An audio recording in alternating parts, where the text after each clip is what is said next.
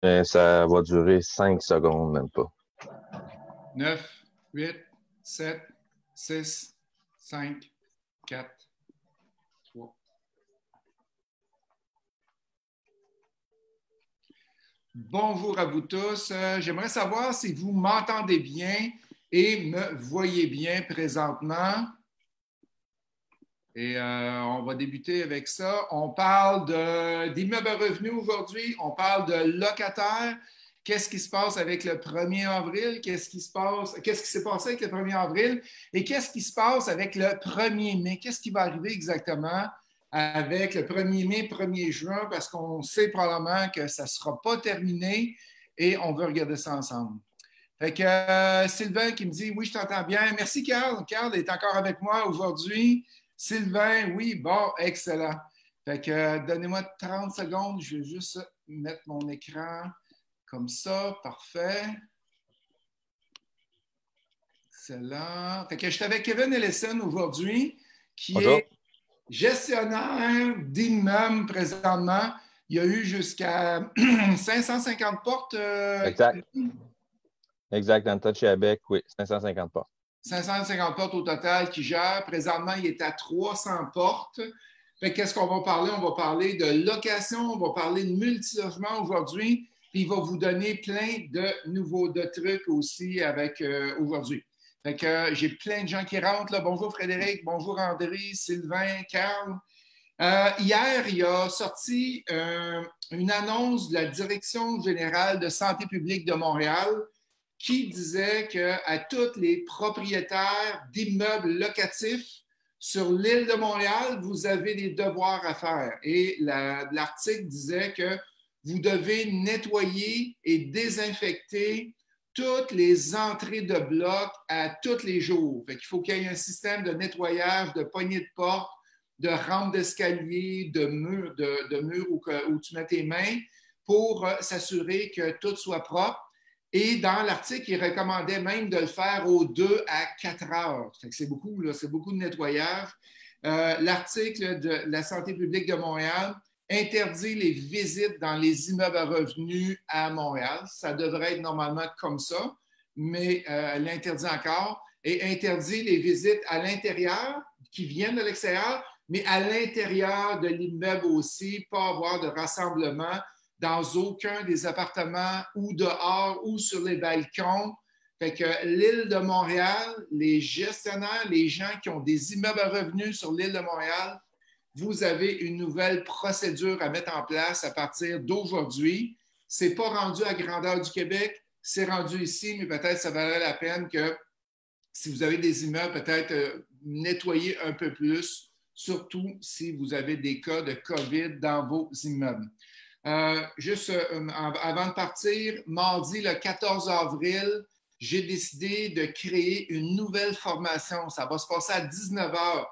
C'est une formation sur l'état de crise. Quand on veut optimiser des immeubles, quand on veut s'assurer d'avoir un cash flow avec nos immeubles, avec le COVID, avec tout le temps de crise qu'on fait là, bien là, je passe en revue tout ce qu'on peut faire avec les banques. C'est quoi les subventions qu'on va aller chercher? Est-ce qu'on peut aller chercher des marges de crédit? Qu'est-ce qu'on fait avec les locataires? Quelle entente qu'on va signer avec les locataires? On va parler aussi comment on optimise un immeuble quand on va être capable de rénover un peu plus et vous avez un immeuble vide. Fait qu'il y a plein de techniques que je vais vous donner. C'est mardi, le 14 avril à 19 heures. Vous allez avoir le lien dans pas longtemps sur le post.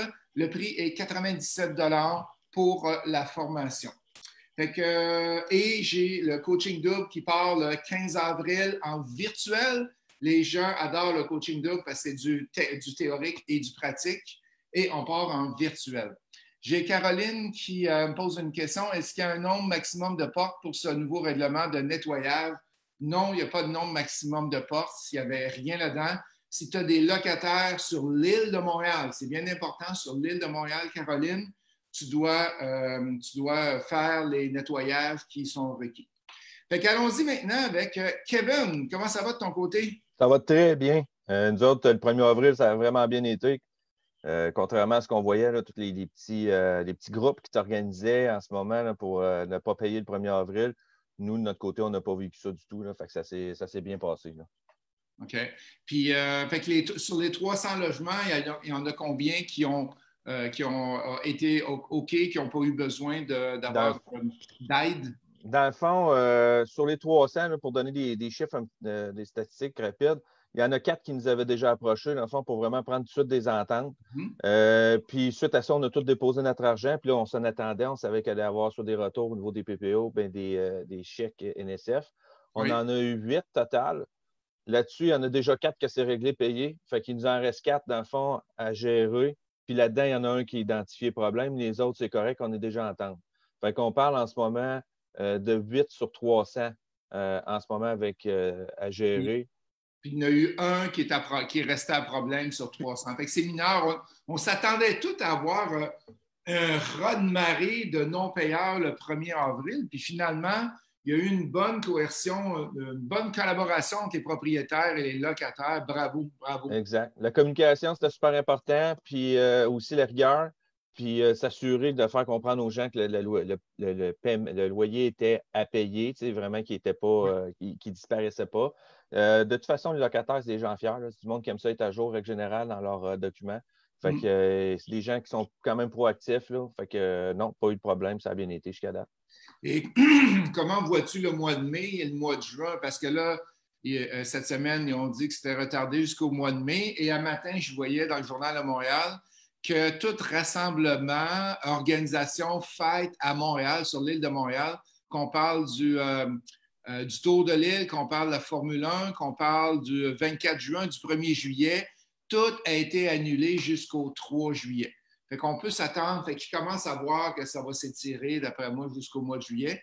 Et comment vois-tu les mois de mai, mois de juin? Le mois de mai, je le vois un petit peu moins angoissant, si on peut dire, que ce qui est passé en avril. Dans le fond, là, en ce moment, dans le mois d'avril, là, quand on était en mars, par rapport à avril, c'était beaucoup d'incertitudes. Donc, on ne savait pas c'était quoi les programmes d'aide. On ne savait pas qui allait perdre exactement leur job par rapport à la fermeture de commerce. Là, maintenant, ça, c'est toutes des données qu'on connaît.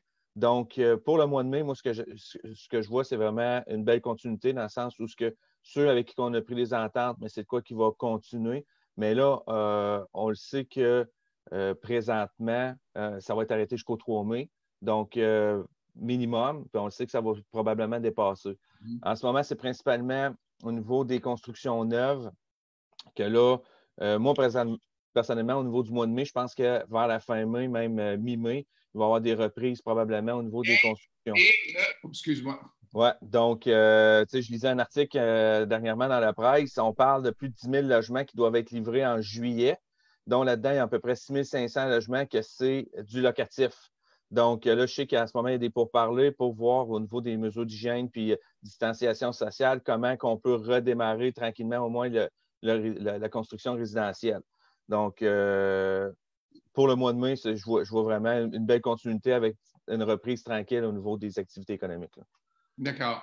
Puis le moral des locataires, as-tu eu à parler à quelques-uns au téléphone? Qu'est-ce que ça dit là dans ton parc? Règle générale, c'est correct. Là, c'est un peu comme tout le monde, dans le sens qu'à un moment donné, tu es résilient face à la situation.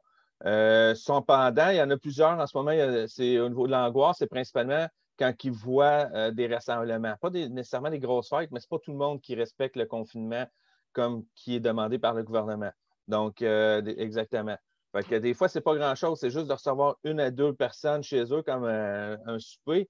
Mais en ce moment, c'est pas permis. Les gens, certains angoissent là-dessus. Fait que quand ils nous appellent, nous, ce qu'on leur dit avec le pouvoir qu'on a actuellement, puis la grosseur de la crise, on leur suggère fortement d'appeler la police parce que c'est vraiment eux en ce moment qui ont les pouvoirs pour régler la situation. Oui.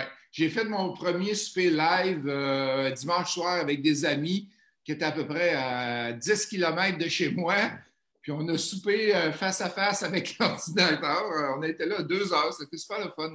Oui, c'est rendu populaire. Ça, c'est une bonne méthode. Dans les cas qu'on est là, c'est super le fun là, parce qu'au moins, tu peux voir du monde sans être proche. Mais ça a très, très bien fonctionné. Ça fait du bien au moral.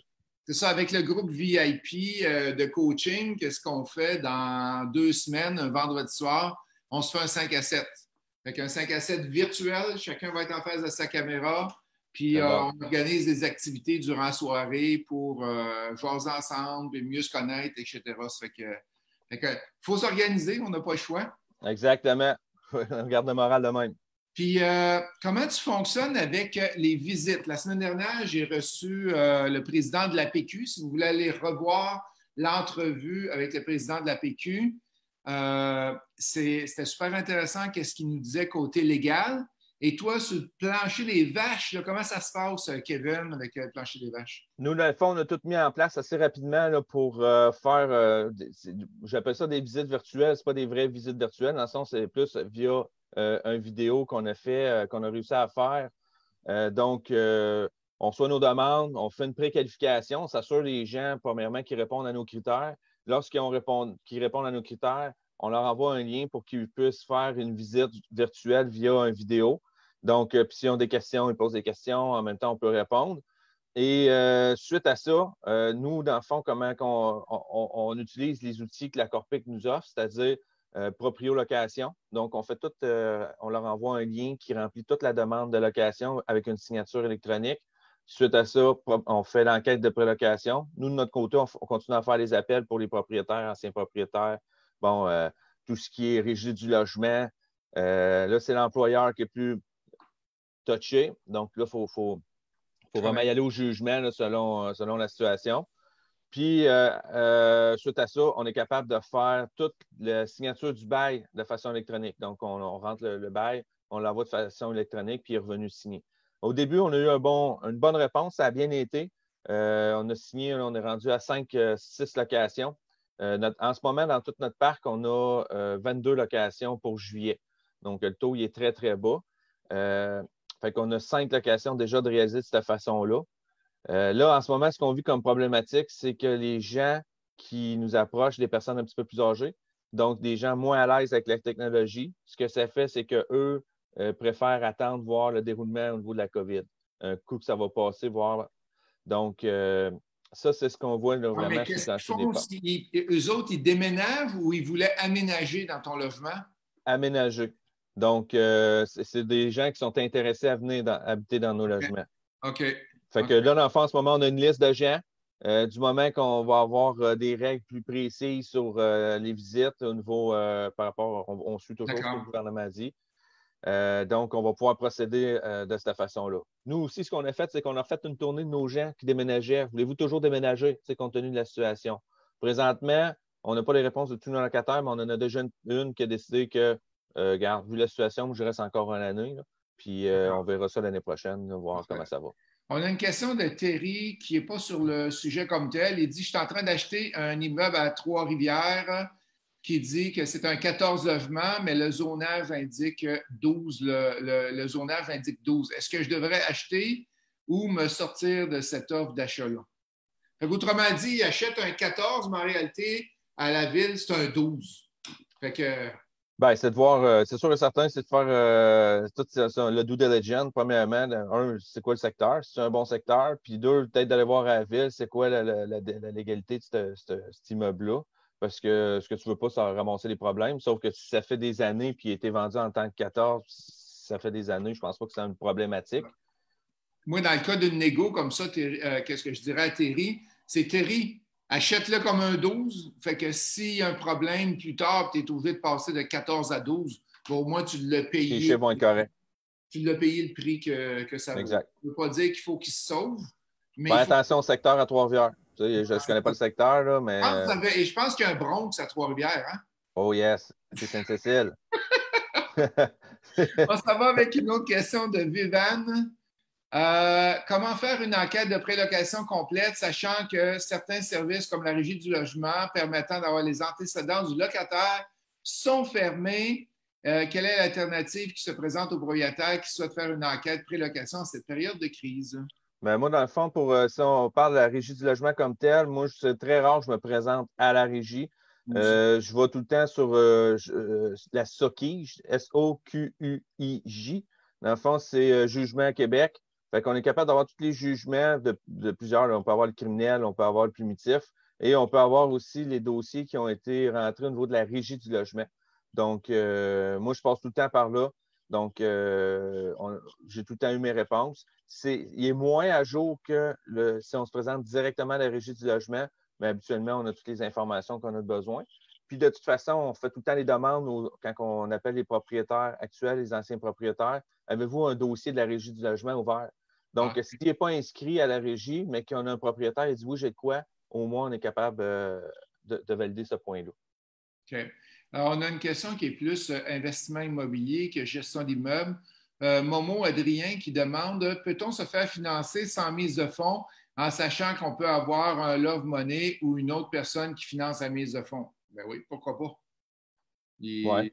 Il faudrait voir, faut voir le projet dans son ensemble, là, mais la Love Money, c'est pas rare. Il n'y a aucun problème. Là, ça fonctionne très bien, Momo. Carl qui dit, quel système comptable utilisez-vous pour votre 300 logements, Kevin? Présentement, on utilise Proprio Expert. Je sais qu'il y a certaines opérations, par exemple, il faudrait regarder avec Marie-Ève, qui est faite dans Sage. Il y a Sage comptable, mais sinon, nous, on utilise Proprio Expert pour tout ce qui est opération, rentrer les dépenses, revenus dépenses. Proprio Expert Web. Donc, on peut avoir accès au logiciel en tout temps, sur notre tablette, notre téléphone. Donc, c'est vraiment pratique. Là. On a Christian qui dit que les notaires, déménageurs égale service essentiel. Excellent. Mais en passant, samedi, je rencontre un déménageur qui va nous parler un peu du qu'est-ce qui s'en vient avec le 1er juillet, là, à 8 heures samedi, mais pas dans le domaine de la construction. Alors, que faire si mon locataire qui partait dans sa nouvelle maison ne peut pas prendre possession de sa nouvelle maison et qu'un bail est déjà loué pour son appartement?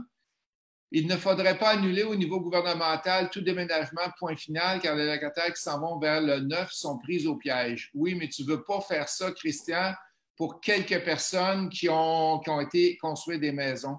Fait que je me permets de répondre, Kevin, parce que M. Messi, la semaine dernière, a répondu à cette question-là. Et il y a un aspect légal là-dedans.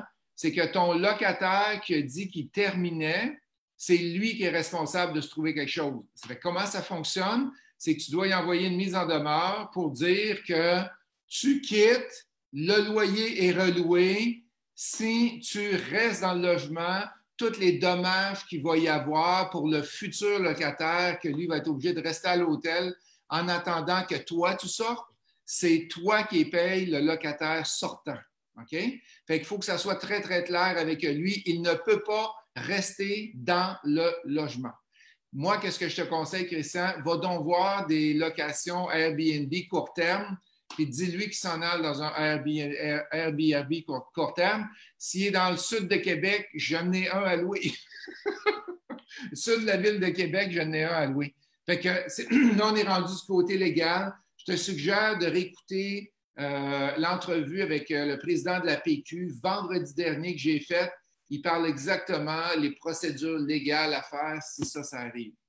Tu veux faire du pouce un petit peu là-dessus aussi? Parce que moi, je le vis en ce moment, j'ai des locataires qui quittent théoriquement pour aller dans un condo neuf, donc qu'on le sait qu'il ne sera pas livré à temps.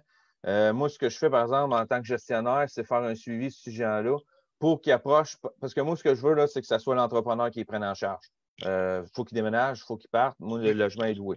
Donc, je leur demande tout de suite de rentrer en contact avec leur entrepreneur pour qu'eux prennent des actions et qu'ils me reviennent avec une solution pour pas que je m'en rende compte le 1er juillet qu'ils n'ont pas déménagé. Excellent, merci. En passant, si vous aimez qu'est-ce qu'on fait, cliquez sur j'aime, un pouce vers le haut.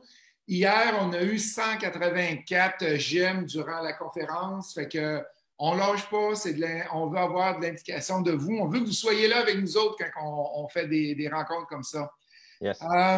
Éric, il demande, les avis, on les a donnés en janvier, la première semaine de mars, tout était loué, les meilleurs locataires sont toujours au début. Et de faire savoir aux locataires ce que tu as alloué, fait en sorte que ceux qui veulent déménager déménagent. Parfois, dans les autres immeubles, moi, j'en ai eu 3 qui ont fait ça. Il n'y a pas de question. Fait que je pense que c'était plus un commentaire, Kevin. Ouais. Chantal qui dit comment commencer dans le Airbnb. Formation. C'est dommage parce qu'on avait une formation samedi dernier sur le chalet locatif.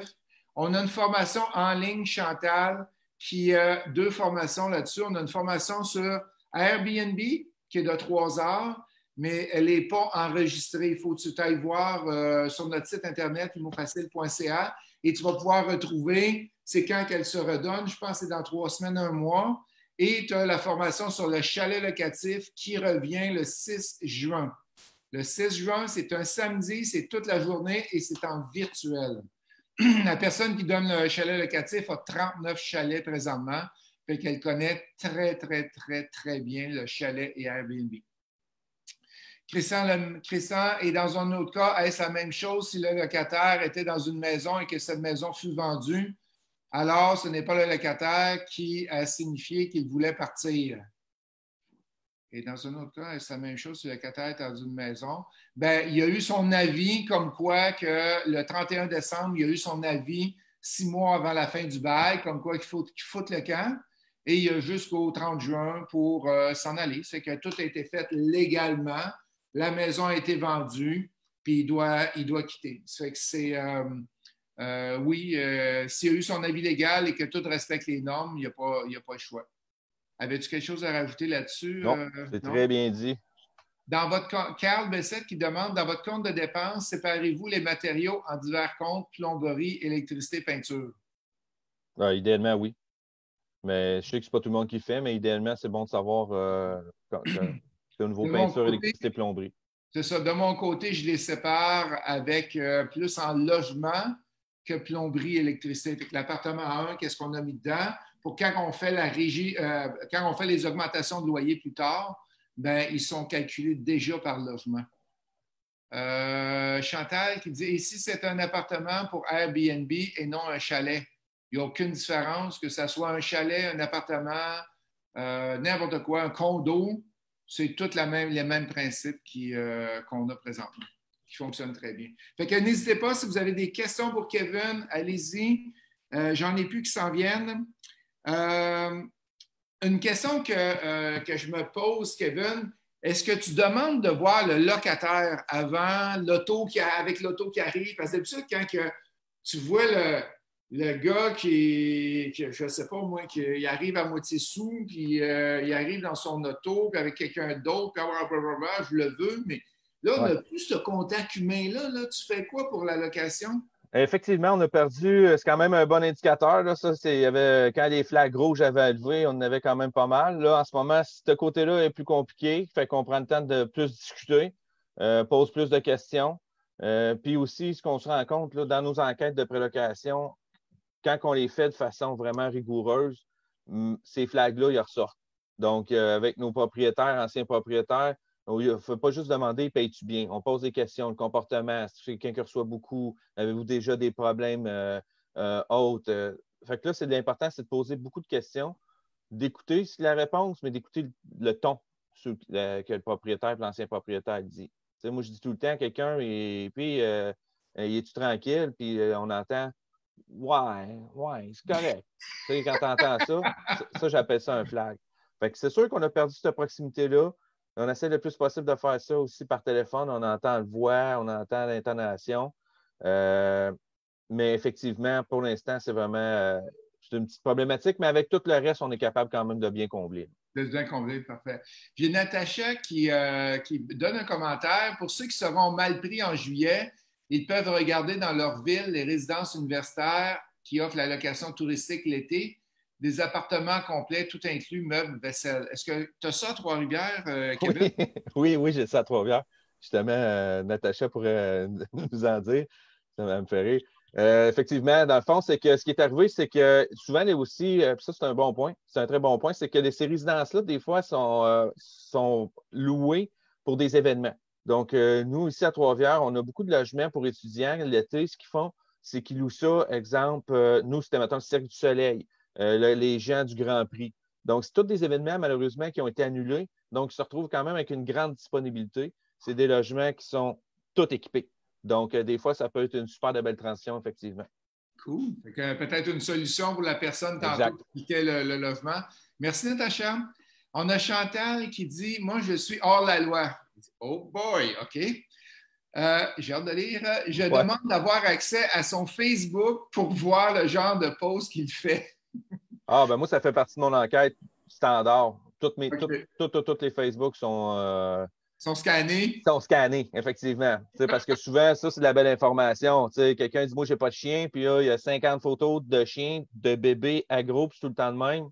Il y a peut-être, on peut poser des questions là-dessus, où on demande que ça soit non-fumeur pour le cannabis. Il y a tout le temps un joint dans la bouche. Ça donne des indices. J'ai eu un gestionnaire à un moment donné elle est connectée sur tous les Facebook des locataires.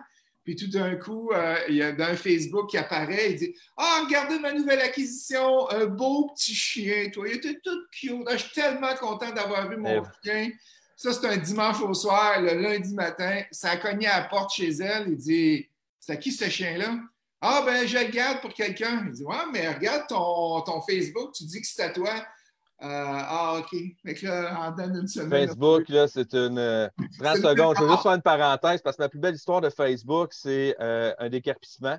Donc, moi, je scannais régulièrement le compte de la personne et à un moment donné, il a fait un pause, partez pour mon nouvel appartement et il a donné son adresse. Donc, il a donné son adresse? C'est pas tout le monde là, que ça va bien en haut des épaules. Là. Fait que ça a été très facile d'envoyer un huissier. Fait que ça a été une belle histoire. Je l'ai bien aimé, celle-là. C'est bon. Ouais. On a Carl qui demande avez-vous des lettres de non-conformité des services d'incendie obligeant à installer piezo dans chaque logement, avertisseur sonore et lumineux? Ça s'en vient. Ça s'en vient? Ça, c'est quoi qui s'en vient? Moi, nous, à Trois-Rivières, on ne les a pas encore reçus, mais on s'est fait dire que ça s'en venait. Donc, éventuellement, il va falloir se conformer à ça. On a Carl qui demande faites-vous automatiquement des travaux lors d'un déménagement?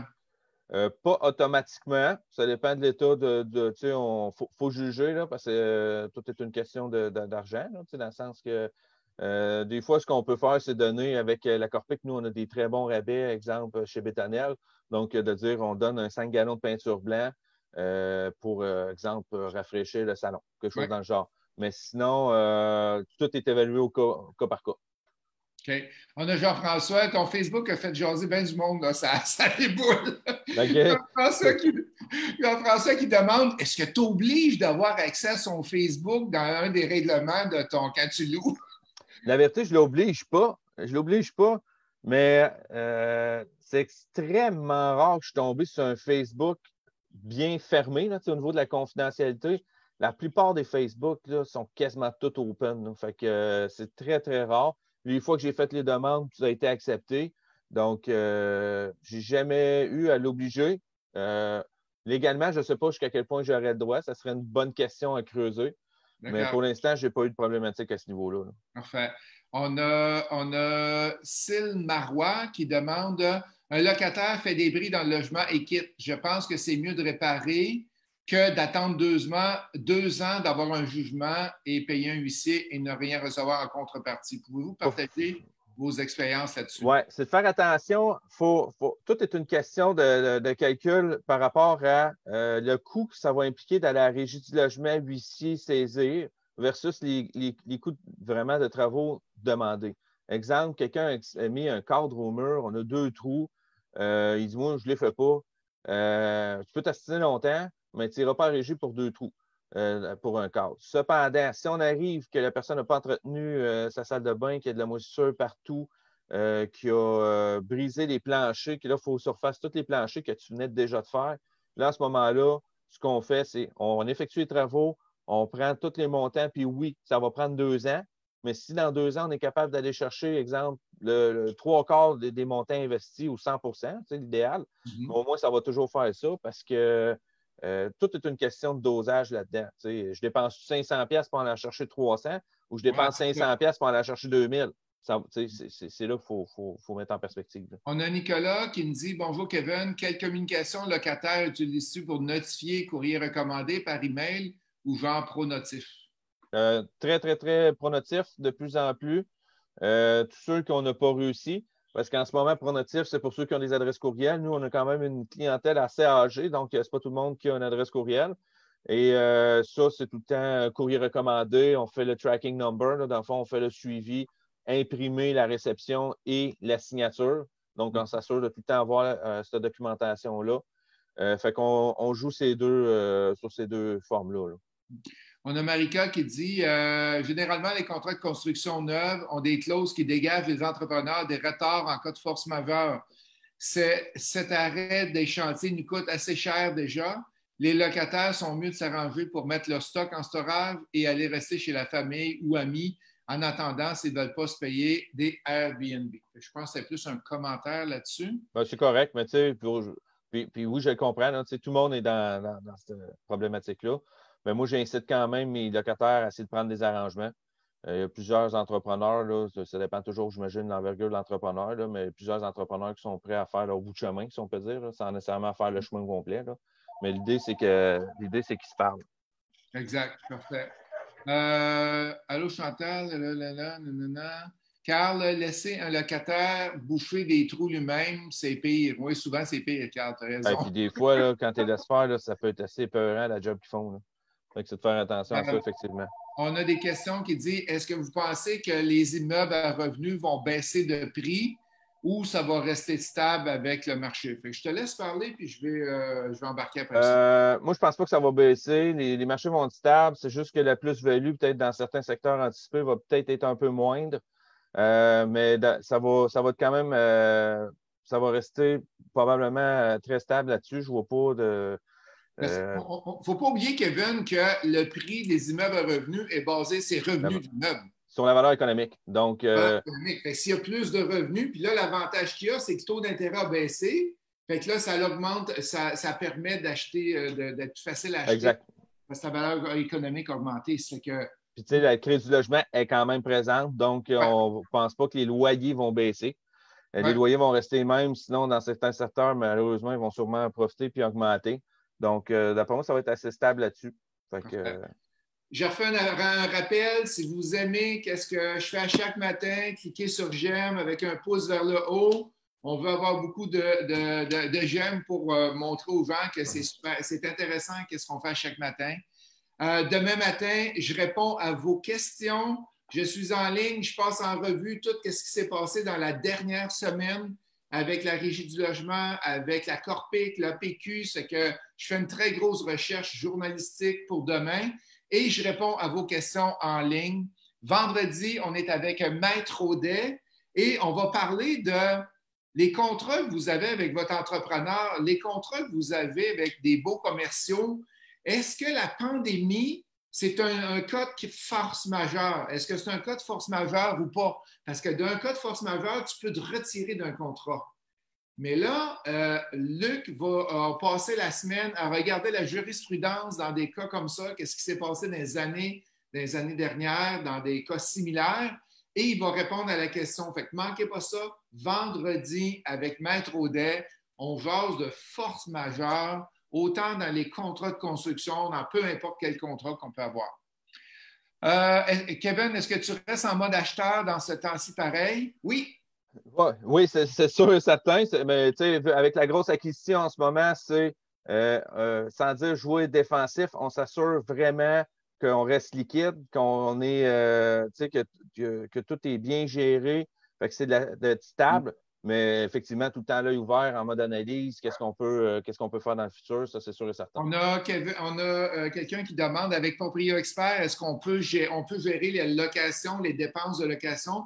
Mais est-ce qu'on peut gérer aussi les frais de formation? Par exemple, il suit une formation avec moi. Est-ce qu'il peut mettre ça dans le logiciel de comptabilité, autrement dit? Oui. Proprio Expert Web, à base, c'est un logiciel comptable. Donc, il y a une charte de compte, puis il y a juste à créer formation. Donc, après ça, on peut le rentrer dans les dépenses. Il n'y a pas de problématique. On a Christian qui dit « Merci, Justin. Toujours très intéressant tes interventions chaque matin. » Merci, Christian. Alain qui dit « Bonjour Justin, c'est une bonne idée d'être en ligne tous les matins. » Hey, je vous remercie. Ça demande quand même pas mal d'ouvrage, je peux vous dire. Là, je me lève à 6 heures tous les matins, je passe dans les journaux, tout ce qu'il y a comme message, annonce pour être avec vous chaque matin. C'est surtout le dimanche qui est plus difficile. Sylvie, merci encore. Ton contenu est toujours très pertinent. Chantal, c'est quoi vos pensées d'acheter un immeuble dans une autre ville? Vas-y, Kevin. Moi, dans le fond, en ce moment, les analyses sont faites à grandeur du Québec. Il y a plusieurs opportunités dans différentes villes. L'important, c'est de comprendre les frais, les coûts supplémentaires qui vont être présents principalement au niveau de la gestion. Quand on connaît moins, c'est sûr qu'on a un gros réseau de contacts avec Imo Facile. Donc, c'est de profiter de ce réseau-là parce que ce qu'il faut faire attention, c'est le secteur de la ville où on achète. Exemple, si quelqu'un vient acheter à Trois-Rivières, il ne pose pas de questions, il achète directement dans Sainte-Cécile, ça ne sera pas nécessairement un bon achat. De mon côté, je vais aller à Québec. Je sais qu'il y a certains secteurs dans Basse-Ville qui sont moins recommandés, mais ce que je vais faire, c'est que je vais me servir de mon réseau pour aller chercher le pouls et vraiment l'information du secteur. Mais par la suite, au niveau de mon calcul immeuble, bien, je vais m'assurer d'avoir mes vrais montants pour tout ce qui va comprendre la gestion pour cet immeuble-là. Donc, ben, moi, je suis très, très ouvert. Si l'immeuble, les ratios sont bons, puis tout est là, go. Hey, j'ai eu plein de beaux textos, pas de textos, mais de pauses d'encouragement. Merci la gang d'être avec moi. Là, j'ai eu une question, Kevin, puis on va tout répondre à la question, OK? Fait que je demande aux gens qui sont en ligne présentement de répondre à cette question-là.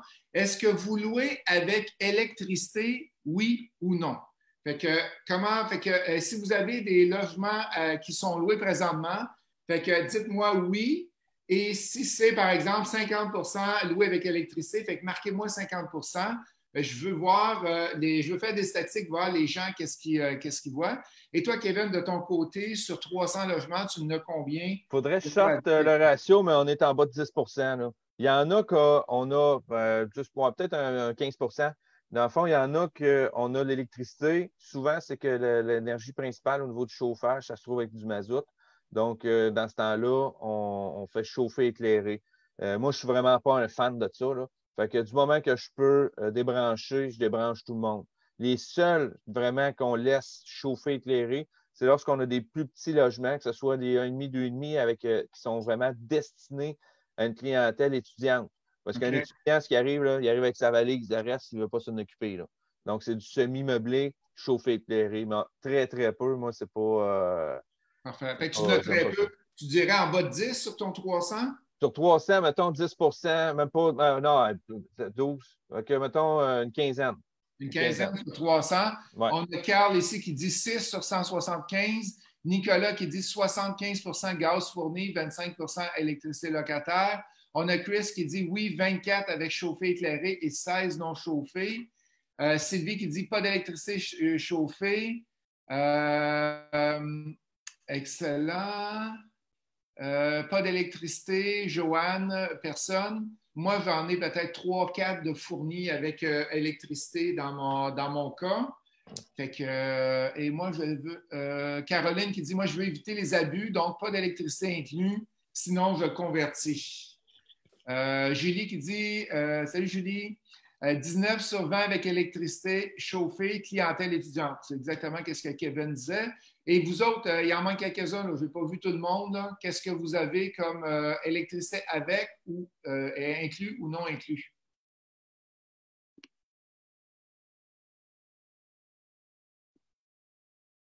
C'est là. Julie qui me dit un beau salut. On a une question de Karen qui est rentrée. Penses-tu que le 1er juillet va être retardé?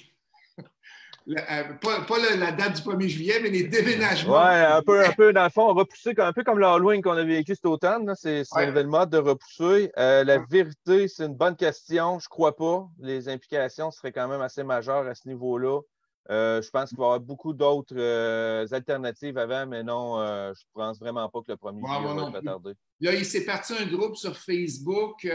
Tous les gens qui faisaient du Airbnb ont converti ça avec une page Facebook. Et cette page Facebook-là, les gens offrent leur chalet, leur condo, leur maison à louer à ceux-là qui veulent y aller plus long terme, de 2 mois, 3 mois, en attendant. C'est des belles organisations qui se passent sur le marché pour aider les gens.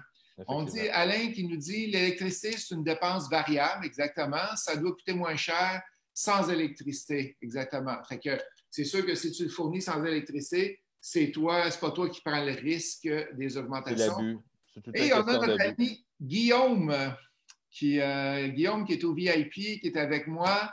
Eau chaude inclus dans 16, sinon tout aux frais des locataires. Parfait.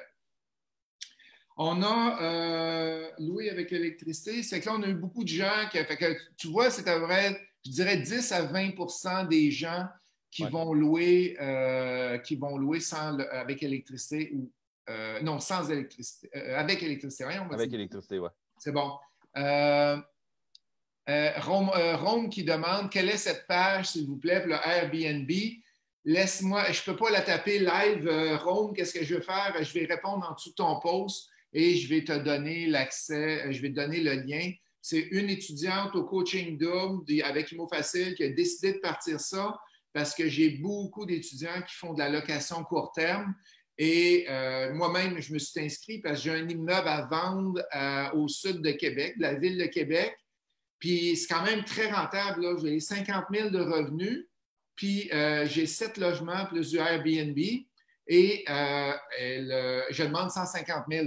Fait que j'ai dit, tiens, moi l'afficher là-dessus en attendant que Airbnb reparte, ça va me donner la chance de décoller. On a Arnaud qui dit 0 d'électricité sur 4. Par contre, tous les chauffe-eau sont loués à la charge du propriétaire. Comment transférer au locataire? Mais ça doit être une job d'électricité que tu as à faire. Je te conseillerais, il y a Guillaume Lachance qu'on a vu dans le post tantôt, il est électricien et va donc lui communiquer en privé avec lui, il va pouvoir te donner des trucs et si tu es dans la même ville, il va peut-être même pouvoir t'aider lorsque ça va reprendre à faire ta conversion. Chantal qui demande comment être membre avec Imo Facile. C'est super simple. Tu vas sur le site Internet, tu vas t'inscrire sur l'infolettre et tu vas pouvoir être membre avec Imo Facile. On a un autre site aussi qui roule qui s'appelle Imopreneur. La différence entre Imopreneur et Imo Facile, c'est qu'Imopreneur, tu peux faire des posts toi-même. Ça veut dire que tu as un deal à vendre. Tu as fait une offre d'achat, puis tu veux vendre ton offre d'achat, tu veux acheter des deals, bien, sur Imopreneur, on vous permet de faire des posts, de partir des trades, comment on appelle ça, des publications vous-même, okay, au lieu que ce soit nous autres qui partent sur Imofacile. On a présentement 7000 personnes qui sont sur le site et ça augmente de jour en jour. Luce, parfait, je vais te donner la page Airbnb. Michael, peux-tu m'envoyer les infos de ton immeuble? Oui, avec plaisir. Je vais te mettre l'adresse sous le post. Donne-moi le lien de vente aussi, s'il vous plaît. Hey, ça serait super, vendre mon immeuble un matin, puis je vais vous aider avec la mise de fonds en plus.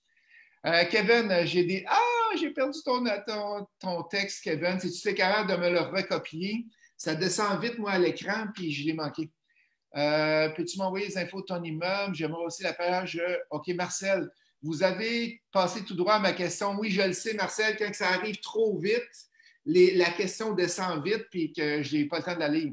Est-ce vrai qu'on est bloqué même de mettre quelqu'un dehors dans les circonstances qu'on connaît? Mon gestionnaire m'a dit ça.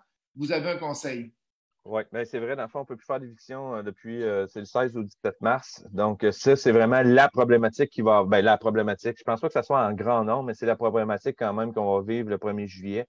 C'est pour ça, tout à l'heure, ce que tu parlais de faire la mise en demeure, de mettre la personne responsable de tous les frais qui vont être encourus, l'idée est excellente. Mais il reste que ça se peut, dans certains cas, qu'on se retrouve avec deux personnes sur le même logement le 1er juillet. Donc, c'est pour ça que je disais aux gens d'être très proactifs. Assurez-vous que ceux qui déménagent, c'est correct. Puis ceux qui pensent qu'il y a une problématique, de tout de suite prendre des actions. Là, on est début avril, là, ça nous laisse du temps, là, mais attendez pas de frapper le mur en juillet. Là. Assurez-vous d'être au courant. Là. Excellent. On a Alain qui dit, Justin, je t'ai envoyé un message en privé pour le lien de vente de ton immeuble. Parfait. Dounia qui me demande pourquoi tu le vends. Bien, à un moment donné, tu me diras si tu es d'accord avec moi, Kevin, à un moment donné, quand on veut grandir, les plus petits immeubles, comme là, depuis 2 ans, tous mes petits immeubles en bas de 10-15 logements, je les ai presque tous vendus pour aller m'acheter des parcs plus gros. Fait que le but, c'est de grossir et ça, c'est un immeuble qui était une ancienne résidence de personnes âgées. Fait que c'est tout adapté pour Airbnb. Tu as la laveuse sécheuse commune, tu as des chambres séparées, tu as un grand salon, grande cuisine, grande salle à dîner aussi. Fait qu'à un moment donné, on veut sortir de ces petits immeubles-là pour aller dans du plus gros. Et les gens vont commencer avec ces petits immeubles-là et ils vont grossir aussi à travers ça. Il y a 32 000 de revenus de logement. Il est plein présentement. Les 7 logements sont pleins. Et j'ai une étage qui était la résidence de personnes âgées qui a été convertie en Airbnb et qui est allouée présentement. Tu vois, juste au début de janvier, en 2 mois, j'ai fait environ 3 880 de location Airbnb, puis j'ai juste parti le 1er janvier. Fait que malheureusement, c'est fermé, là, mais en 2 mois, ça a été très, très bien. Kevin, j'ai des locataires qui veulent visiter un logement vide en vrai après la visite virtuelle avant de signer le bail. Est-ce légal en dehors de Montréal? Je ne sais pas si c'est le côté, bonne question du côté légal. Présentement, moi, même s'il est vide, la règle du gouvernement, là, le mot d'ordre, c'est le confinement. Donc, on ne veut pas s'exposer. En ce moment, il y a de la transmission communautaire, c'est-à-dire que ce n'est pas parce qu'il n'y a personne, c'est la poignée de porte, il y a 3-4 poignées de porte quand même à toucher. On veut éviter justement le va-et-vient dans les logements. Donc, il faut aussi donner l'exemple à nos locataires. Moi, je prends des notes, je les mets dans une liste, mais j'attends vraiment d'avoir des consignes. Là, on est dans la partie critique, donc confinement quasiment maximum. Ça, je respecte ça, puis c'est pas juste pour moi, c'est pour la communauté. Mais ça, c'est c'est très personnel de mon côté, là.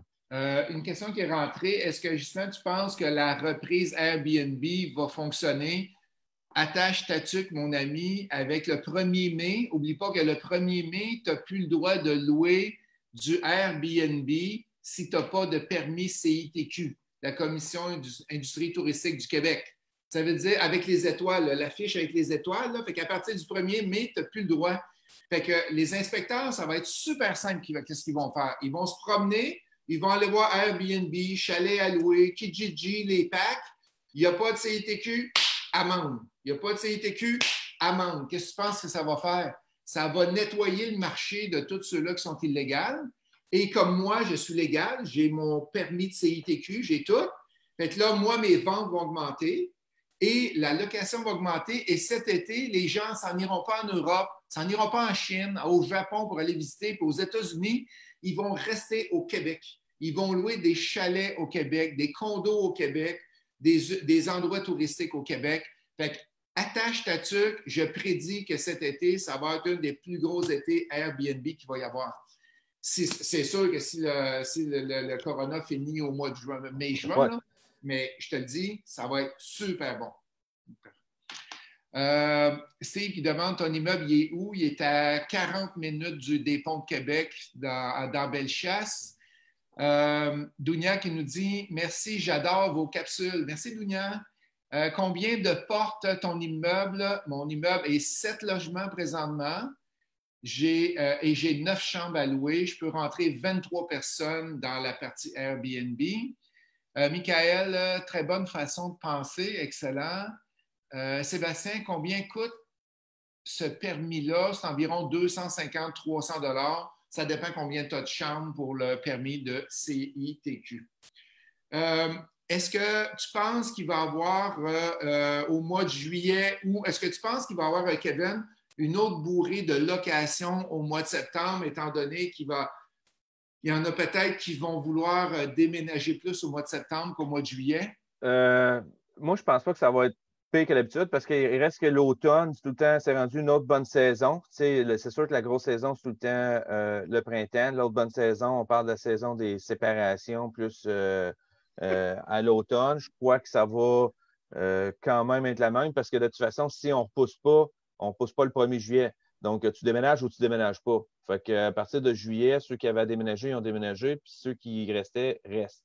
Donc, ça va être quand même sensiblement ce qui va peut-être étirer, encore là, si c'est renouvelé pour 1 an. Donc, selon moi, l'automne va être sensiblement la même chose. Peut-être un peu plus élevé. Ceux qui ont été en confinement ensemble, qui ne se sont pas bien entendus. On entend des histoires de la Chine où il y a eu une hausse assez record de divorces. Donc, s'il y a une raison pourquoi il va y avoir plus de demandes de location, ça va être principalement relié aux séparations. Fait qu'autrement dit, ça va aider encore. Ça devrait aider encore. C'est plate, mais ça se peut. Ouais, c'est ça. Steve qui dit merci pour le groupe aussi, car j'ai 20 ans, mon entourage est très toxique et très négatif par rapport au COVID. Mais si je trouve un groupe avec qui je parle de la même chose, cool, merci. Les gens qui ont de l'intérêt avec mon immeuble, des fois, on a des idées live qui nous pop-up. À midi, ce midi, si vous avez de l'intérêt, envoyez-moi votre adresse courriel en privé dans mon Messenger, puis je vais faire un live, pas sur Facebook, je vais le faire avec Zoom et je vais répondre à toutes vos questions que vous avez sur l'immeuble, comment on fonctionne. C'est qu'un matin, je vais vous envoyer le lien Zoom pour avoir plus d'informations. Et si vous avez des questions sur Airbnb ou quoi, je connais un petit peu ça. Je ne suis pas un expert comme notre formateur, mais je l'en connais un petit peu. Kevin qui demande combien de temps pour recevoir un permis CITQ et y a-t-il des restrictions où ce permis est accessible automatiquement? Ça commence à m'avoir pris de temps. Ça a pris peut-être un mois à l'automne dernier de le recevoir, mais je n'ai pas eu encore mon affiche officielle avec mes étoiles en avant parce qu'il faut qu'ils viennent inspecter l'immeuble. Je n'ai pas eu ça encore. Joël, pour ceux qui ont déjà nous ont à rappeler tous ceux qui avaient indiqué qu'ils quittaient. La moitié décide finalement de rester. Combien de temps pour recevoir un permis? Pour ceux qui ont des bails signés au 1er juillet, les déménagements vont-ils être possibles si ça se poursuit? La réponse est oui. C'est un service essentiel. N'oubliez pas, samedi, on en parle avec un déménageur. Jeannot Les Tourneaux, Justin, peux-tu me mettre le lien avec l'immeuble que tu as vendu sur la Rive-Sud de Québec? Oui. Nicolas, oui, les déménageurs sont un service essentiel. Steve, Adrien, conseillez-vous, vous les flips à fermeture double? Les flips à fermeture double, c'est que tu achètes le matin et tu revends l'après-midi et c'est rendu illégal au Québec depuis 2010. Je ne me rappelle plus de la date, Caroline. 2017 ou 2018, avec les notaires, tu ne peux pas fermer ça dans la même journée. C'est impossible. Il y a des étapes d'enregistrement, surtout si tu as une hypothèque. Fait qu'il n'y a plus de questions qui rentrent. Avais-tu un dernier conseil, Kevin, avant de quitter à nos investisseurs que tu pourrais nous encourager tous pour qu'on vive des très beaux mois qui s'en viennent? Vas-y, la parole est à toi. Je vais prendre, c'est sûr, je vais prendre un petit 2 minutes, excusez. Tu sais, un petit conseil, premièrement, pour en ce moment, les gens qui sont encore dans la période de locataires qui ne payent peut-être pas. Moi, ce que je suggère, c'est vraiment d'être extrêmement rigoureux par rapport à cette situation-là. Nous, de notre côté, là, ce qu'on fait, c'est qu'on demande toujours une preuve comme quoi qu'ils ont réellement perdu leur emploi. On ne veut pas avoir de gens qui profitent de la situation. Puis, parce qu'on n'oublie pas, hein, quand un loyer est reporté, c'est extrêmement dur à rattraper dans le temps. Donc, ça, c'est vraiment pas une bonne solution. Quand on prend des arrangements de paiement, on s'assure que l'arrangement, par exemple, fait en sorte que le loyer soit payé dans le même mois. Donc, avril, on peut le faire en 2 paiements, 3 paiements, mais il doit être payé dans le même mois. Ça, c'est vraiment servir son locataire, c'est s'assurer qu'il ne creuse pas une dette qu'il ne sera pas capable de rattraper. Autre chose, nous, ce qu'on demande beaucoup, puis je vous le conseille, moi, je travaille avec les locataires qui veulent collaborer. Donc, moi, ce que je demande aux gens, OK, parfait, vous avez le PCU, la prestation canadienne d'urgence, vous faites votre demande, envoyez-moi la confirmation que votre demande est faite. Donc, ça fonctionne très bien. Là, en ce moment, c'est cette semaine, ça se passe, qu'il ne faut pas oublier, il y a des journées. Donc, selon votre date de fête, vous pouvez faire votre demande. Donc, les demandes vont se faire probablement jusqu'à la fin de la semaine. Donc, tu sais, aujourd'hui, mercredi, c'est tous ceux qui sont nés en juillet ou septembre.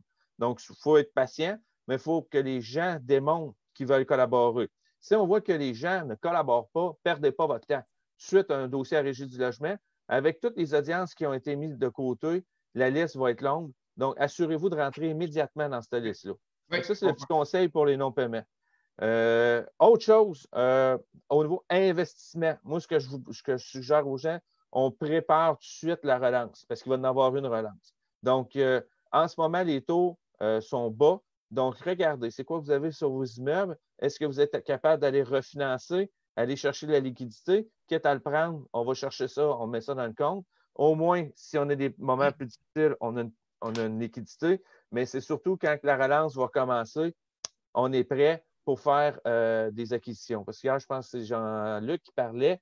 Les institutions financières, oui, on peut faire des achats encore, mais c'est plus restrictif à ce niveau-là. Donc, préparez tout de suite votre relance. Il va en avoir une. Puis ceux qui sont le mieux préparés, c'est eux autres qui vont saisir les meilleures opportunités. Autre chose, des petits règlements pour finir. On s'assure de suivre les réglementations. Ça change beaucoup. On se tient au courant. Puis, l'autre chose, c'est, évidemment, on fait attention à soi. On passe du temps en famille. On vit une situation qui sans précédent. Fait qu'on en sert profit de ça. On règle ce qu'on n'était pas capable de régler. Puis, comme je dis, ça va bien aller. Fait que c'est sûr que ça va bien aller. On continue à travailler là-dessus. Puis, je sais qu'il y a des beaux jours au niveau de l'immobilier qui s'en vient. Cool. Merci beaucoup, Kevin. Ça fait plaisir. 2, 3 commentaires qui sont arrivés. Mon chalet vient d'être acheté l'été dernier. J'ai entamé un agrandissement avant de commencer la location. Dois-je attendre que ça soit fini, ma réno, avant de demander le permis CITQ? La réponse est quasiment oui, parce que de toute façon, tu ne pourras pas le louer présentement, à moins que tu puisses dire, OK, j'avais 3 chambres, puis là, je n'en ajoute une 4e, puis tu es capable de fermer la 4e. Fait que ça pourrait se faire, mais ça dépend c'est quoi tes agrandissements exactement. Évidemment, oui, tu es arrêté. Plus vite que tu vas être capable de finir tes rénaux, quand ça va reprendre, tu vas être correct. J'ai Patrick qui me dit mon chalet est sur Airbnb et je n'ai pas mes étoiles. Dois-je le retirer ou juste enlever les dates où je ne peux pas louer? Ben, le 1er mai, là, c'est sûr que tout est fermé. Là, fait que tout est fermé. Fait que tu as un risque d'aller chercher des. Tu as un risque, tu n'es pas obligé, si tu n'as pas de numéro de CITQ, tu as un risque d'aller de faire ça. Hey, c'est qu'est-ce que je pense? La semaine prochaine, je vais demander à Patrick, mon coach, qui est spécialiste en Airbnb, en chalet, de venir nous jaser de chalet, d'Airbnb et de tout ce qui se passe dans le monde du Airbnb. Fait que ça va être une journée la semaine prochaine. Je vais essayer de voir avec lui pour avoir une demi-heure, 1 heure. Hey, ça a duré 1 heure. Ça a duré 1 heure, notre entrevue, Kevin. Beaucoup, beaucoup de questions. Merci à vous tous. Si vous aimez qu'est-ce que je fais, qu'est-ce qu'on fait ensemble, cliquez sur j'aime. On veut voir de l'amour à Kevin. Envoyez plein, plein d'amour à Kevin. Tu devrais voir arriver ça, Kevin. C'est excellent. Les gens t'aiment. Merci, excellent. Et juste en terminant, une petite anecdote que j'ai eue cette semaine. Vendredi, je reçois un appel à 16h, dégâts d'eau dans un de mes logements, dans un sous-sol, et l'eau rentrait gros comme mon petit doigt dans une fissure de fondation. Fait que le locataire avec mon gestionnaire, ils ont arraché les murs et à 5 heures, obligé de coller une pelle pour être capable d'aller creuser. L'eau, ça rentrait. Ils disent, on ne sera pas capable de passer la nuit. Ben, moi, c'est loin de chez moi, là. Ils sont pas capables de passer la nuit à aspirer l'eau avec une balayeuse. Et le gars de l'appel est venu parce que c'est un cas d'urgence et ils ont creusé jusqu'à la fondation. Ils ont mis une sonde pompe pour pomper l'eau pour sortir ça de là. Et le lendemain, c'est que là, le logement n'est plus habitable. Tous mes logements sont pleins dans cette région-là.